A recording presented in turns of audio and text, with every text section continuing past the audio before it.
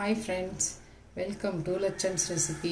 இன்றைக்கி நம்ம சேனலில் ஃப்ரூட்ஸ் எல்லாம் வச்சு கிர்னி பழம் பேஸ் பண்ணி ஒரு ஃப்ரூட் கஸ்டர்ட் செய்ய போகிறோம். அது எப்படி செய்கிறதுன்னு பார்க்கலாம் வாங்க. இப்போ நம்ம ஃப்ரூட் கஸ்டர்ட் செய்கிறதுக்கு 10 பாதாம் ஊற வச்சுருக்கேன், 2 டேபிள் ஸ்பூன் ஜவ்வரிசி ஊற வச்சுருக்கேன், 3 ஏலக்காய் எடுத்து வச்சுருக்கேன். இந்த பாதாம் தோல் உரிச்சிட்டு அந்த ஏலக்காயும் சேர்த்து கொஞ்சமாக பால் ஊற்றி அரைக்க போகிறேன். இது மாதிரி க்ரீம் மில்காக எடுத்துக்கோங்க. 1/2 லிட்டர் பால் நான் எடுத்துருக்கேன். இப்போ இதை எப்படி காய்ச்சலாம் அப்படின்ட்டு பார்க்கலாம். அடிகனமான பாத்திரம் வச்சுக்கலாம். அதில் 1/2 லிட்டர் பால் நான் இப்போ காய்ச்ச போகிறேன். நல்லா திக்கு பாலாக எடுத்துக்கோங்க. இந்த பாலை இப்போ சிம்மில் வச்சுட்டு 1/4 கப் அளவு பால் எடுத்துக்கிட்டேன். எதுக்குன்னா அந்த பாதாம் அரைக்கிறதுக்காக. பால் திக்காக இருக்கணும். நம்ம கஸ்டர்ட் பவுடர் சேர்க்காமலே ஃப்ரூட் கஸ்டர்ட் செய்ய போகிறோம். இப்போ அந்த பவுடருக்கு பதிலாக தான் நான் அந்த பாதாம்லாம் அதில் அரைச்சி சேர்க்குறேன். இப்போ பாதாம் தோல் எடுத்துகிட்டு இந்த 1/4 கப் பால் எடுத்து வச்சுருக்கிறதுல பேஸ்ட் பண்ணிவிட்டு இந்த பால் காய்ஞ்சதும் அதில் சேர்த்து நம்ம திக்காக காய்ச்சி ஆற வச்சுக்கணும்.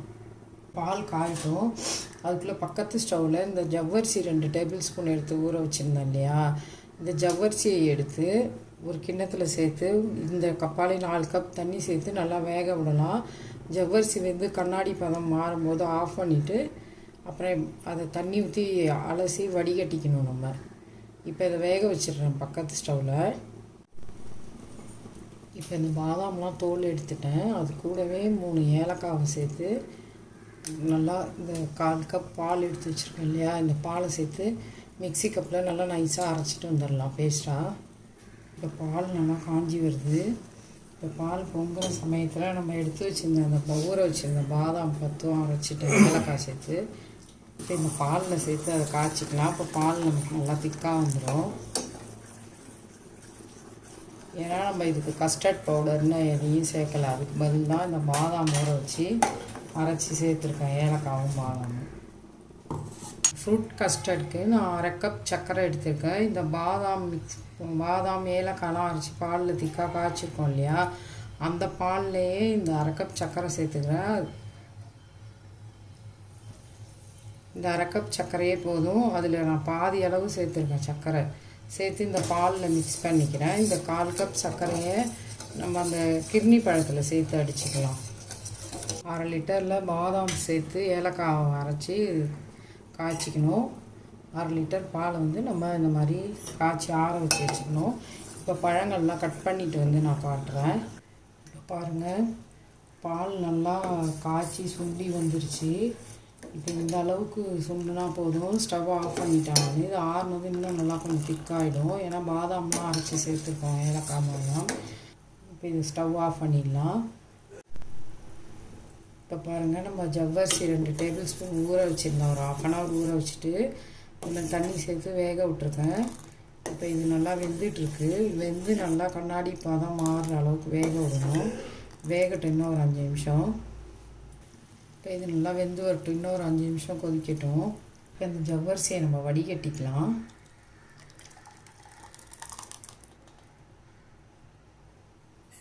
இப்போ அதிலே ஒரு டம்ளர் பச்சை தண்ணி ஊற்றி அதை அலசி எடுத்துக்கலாம்.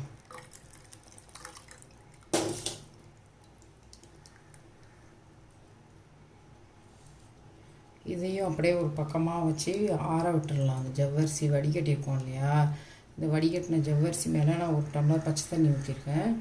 அதை ஆறட்டும். எடுத்து தனியாக வச்சிடலாம். இப்போ நம்ம பால்லாம் ரெடி பண்ணி ஆற வச்சிட்டோம். ஜவ்வரிசி வேக வச்சு ஆற வச்சாச்சு. இப்போ நான் அதில் ஒரு டேபிள் ஸ்பூன் அளவுக்கு சப்ஜா சீடு எடுத்து தண்ணி ஊற்றிட்டோம்னா அது ஊறிடும் ஒரு 1/2 மணி நேரத்தில்.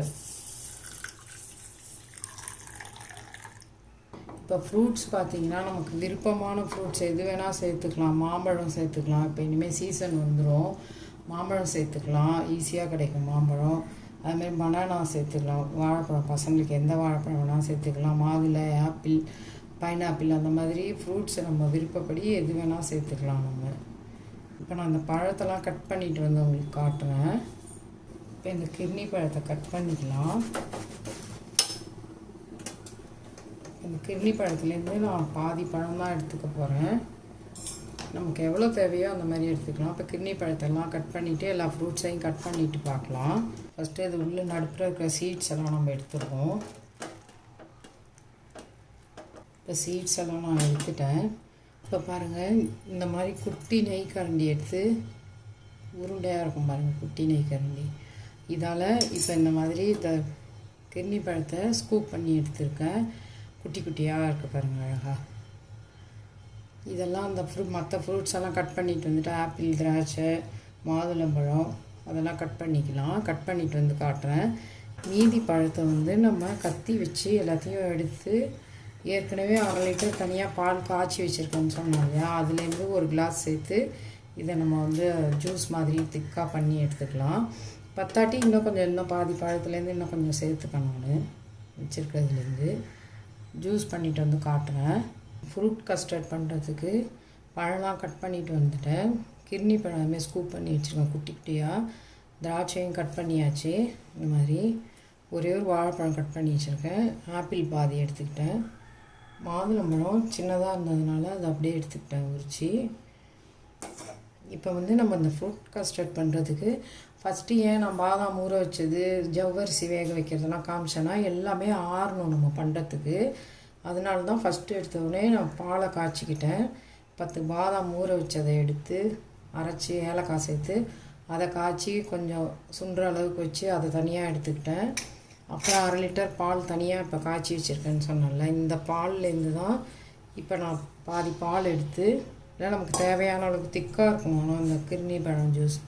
இந்த பழம் இருக்குது இல்லைங்களா, இந்த ஸ்கூப் பண்ணி எடுத்துகிட்டு பாதி பழத்தில் மீதி எடுத்து மிக்சி கப்பில் சேர்த்துருக்கேன். இதில் பால் கொஞ்சம் கொஞ்சமாக சேர்த்து நல்லா திக்காக பேஸ்ட்டாக அரைச்சி எடுத்துகிட்டு வந்துடுறேன்.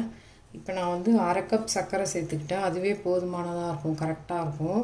உங்களுக்கு சர்க்கரை இன்னும் கூடுதலாக வேணும்னா நீங்கள் கூடி குறைச்சி போட்டுக்கலாம். நான் பாதி வந்து பால்லே சேர்த்து காய்ச்சிருக்கேன், அந்த பாதாம் பால் காய்ச்சக்குள்ள. இப்போ இந்த மீதி இருக்கிற சர்க்கரையை இந்த கிர்னி பழத்தோடு சேர்த்து இப்போ மிக்சி ஜாரில் பால் சேர்த்து நான் அரைச்சிட்டு வந்து காட்டுறேன்.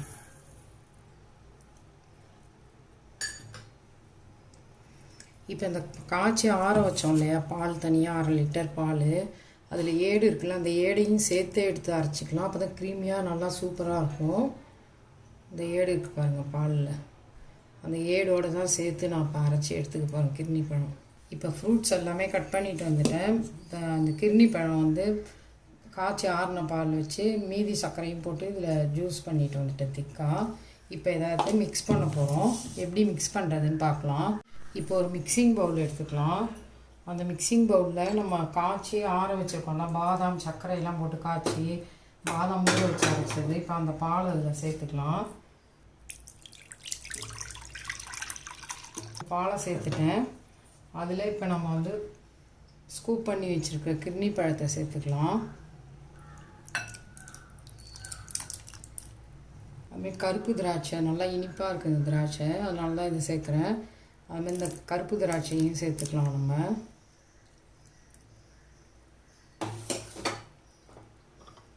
ஆப்பிள் சேர்த்துக்கலாம். நான் 1/2 ஆப்பிள் தான் எடுத்துக்கிட்டேன். ஒரு வாழைப்பழம் கட் பண்ணி வச்சுருக்கேன். வாழைப்பழம் உங்களுக்கு பிடிக்குன்னா சேர்த்துக்கோங்க, ஆனால் சூப்பராக இருக்கும் சேர்த்தாதான். சேர்த்துட்டு அதில் ஏன்னா நம்ம பால்லே சர்க்கரை சேர்த்து காய்ச்சிருக்கோம். அப்புறம் இந்த பழத்துலேயும் மீதி சர்க்கரையை சேர்த்துருக்கேன். நான் 1/2 கப் சர்க்கரை எடுத்துக்கிட்டேன். இது 5லேருந்து 6 பேர் சாப்பிட்லாம். இப்போ நான் ஊற வச்சுருந்தேன்ல 1 டேபிள் ஸ்பூன் சப்ஜா சீடு, அதை வந்து அதுலேருந்து நான் 2 டேபிள் ஸ்பூன் ஊறினதை எடுத்து சேர்த்துக்கிறேன். ஜவ்வரிசி 2 டேபிள் ஸ்பூன் வேக வச்சு வடிகட்டி வச்சுருக்கேன், அதையும் சேர்த்துக்கலாம். இது ரொம்ப குளிர்ச்சி உடம்புக்கு. இப்போ இந்த வெயிலுக்கு இந்த மாதிரி ஃப்ரூட் கஸ்டர்டில் நம்ம சேர்த்துக்கிறது நல்லது. திக்காகவும் இருக்கும் நமக்கு, ஏன்னா நம்ம கஸ்டர்ட் பவுடர் எதுவுமே சேர்க்கல.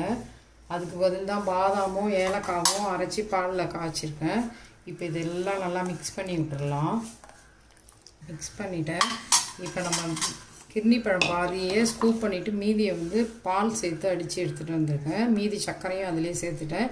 இப்போ அது திக்னஸ்க்காக இப்போ நம்ம அந்த கிர்னி பழம் பேஸில் தான் இந்த ஃப்ரூட் கஸ்டர்டே செஞ்சுருக்கோம்.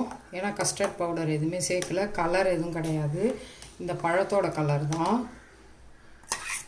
இது மாதிரி நம்ம ஹெல்த்தியாக செஞ்சு சம்மரில் குழந்தைங்களுக்கு கொடுத்தோன்னா சூப்பராக இருக்கும். நீங்கள் இதெல்லாம் மிக்ஸ் பண்ணிவிட்டு லாஸ்ட்டாக ஃபைனலாக ஃப்ரிட்ஜில் வைக்கும்போது நம்ம இந்த மாதுளம்பழம் எடுத்து வச்சுருக்கோம் இல்லையா, அந்த மாதுளம்பழத்தையும் இதில் சேர்த்துக்கலாம். பழம் வந்து நம்ம எந்த பழம் வேணால் சேர்த்துக்கலாம். மாம்பழம், பைனாப்பிள், சப்போட்டா, அதுமாதிரி நமக்கு பிடிச்ச பழம் எது வேணாலும் சேர்த்துக்கலாம். நான் இப்போ என்கிட்ட இருந்த இந்த பழங்களெல்லாம் சேர்த்துருக்கேன். ரொம்பவே சூப்பராக இருக்கும். குழந்தைங்க நல்லா எம்மியாக இருக்குது சொல்லி சாப்பிடுவாங்க. க்ரீமியாக இருக்குன்ட்டு. ரொம்ப க்ரீமாக இருக்கும், செமையாக இருக்கும். இது அப்படியே ஒரு கவர் போட்டு மூடி ஃப்ரிட்ஜில் 2 மணி நேரம் வச்சுட்டு நம்ம சர்வ் பண்ணணும். ஏன்னா ஏலக்காய்லாம் நான் பால்லே போட்டு காய்ச்சிட்டேன். நல்லா ஃப்ளேவராக இருக்கும். இப்போ நம்ம உடனே சர்வ் பண்ணணும் அப்படின்னாக்கா ஐஸ் க்யூப் சேர்த்துக்கலாம். இல்லாட்டி நம்ம 2 மணி நேரம் இதை அப்படியே எடுத்துகிட்டு போய் ஃப்ரிட்ஜில் வச்சுட்டு அதுக்கப்புறம் சர்வ் பண்ணிக்கலாம். இப்போ நான் இது மேலே வந்து கொஞ்சோண்டு பிஸ்தாவும் பாதாமும் க்ரஷ் பண்ணி வச்சுருக்கேன், அதை தான் சேர்த்துக்கிறேன். நீங்கள் இருந்தால் இது போட்டுக்கலாம், இல்லாட்டி பரவாயில்ல, ஆப்ஷன் தான் இது. சூப்பராக இருக்கும் சேர்த்துக்கிட்டோம்னா. இப்போ நான் அந்த ரெடி பண்ண ஃப்ரூட் கஸ்டர்ட் எடுத்துகிட்டு போய் ஃப்ரிட்ஜில் வச்சு 1 ஹவர் கழித்து எடுத்துகிட்டு வந்துட்டேன். இப்போ அதை நம்ம சர்வ் பண்ணி சாப்பிட வேண்டியதான். குழந்தைங்களாம் ஜாலியாக என்ஜாய் பண்ணி சாப்பிடுவாங்க. இப்போ சம்மர் ஹாலிடேஸ்க்கு நீங்கள் இந்த மாதிரி ஃப்ரூட்ஸ் எல்லாம் வாங்கி வச்சு விதவிதமாக பண்ணி கொடுக்கலாம். நம்ம வெளியே வாங்கி கஸ்டர்ட் போட வேணாம்னு சொல்லி தான் பாதாம் ஊற வச்சு ஏலக்காய் அதெல்லாம் பாலில் சேர்த்து காய்ச்சி எடுத்துக்கிட்டேன். எனக்கு வந்து 1/2 லிட்டர் பால் இருக்குது, கரெக்டாக சரியாக இருந்தது. இப்போ நமக்கு ஃப்ரூட், அதாவது மில்க் ஃப்ரூட்ஸ்ன்னு கூட சொல்லலாம், அதை ஃப்ரூட் கஸ்டர்ட்னு சொல்லலாம். கஸ்டர்ட் பவுடர் இல்லாமல் செஞ்ச ஃப்ரூட் கஸ்டர்ட் இப்போ ரெடி ஆகிடுச்சு. ஹெல்த்தியாக நம்ம செஞ்சு குழந்தைங்களுக்கு கொடுத்துட்டு நம்மளும் இந்த சம்மரில் என்ஜாய் பண்ணலாம். ரம்ஜானுக்கு அவங்க நோன்பு இருந்துட்டு ஃப்ரூட்ஸ் எல்லாம் நிறையா சாப்பிடுவாங்க. அப்போ வெயில் காலம்ல இந்த மாதிரி சில்லுன்னு செஞ்சு வச்சு சாப்பிட்டா ரொம்பவே நல்லாயிருக்கும். நீங்களும் இந்த மாதிரி ட்ரை பண்ணுங்கள். இப்போ இந்த ஃப்ரூட் கஸ்டர்ட் ரெடி ஆகிடுச்சு. நீங்களும் இதுமாரி செஞ்சு என்ஜாய் பண்ணுங்கள் சம்மர் ஹாலிடேஸில். லட்சம்ஸ் ரெசிபியை லைக் பண்ணுங்கள், ஷேர் பண்ணுங்கள், சப்ஸ்கிரைப் பண்ணுங்கள். தேங்க்யூ. ஃப்ரூட் கஸ்டர்ட் ரெடி ஆகிடுச்சு. நம்ம அதை கப்பில் சர்வ் பண்ணிக்கலாம்.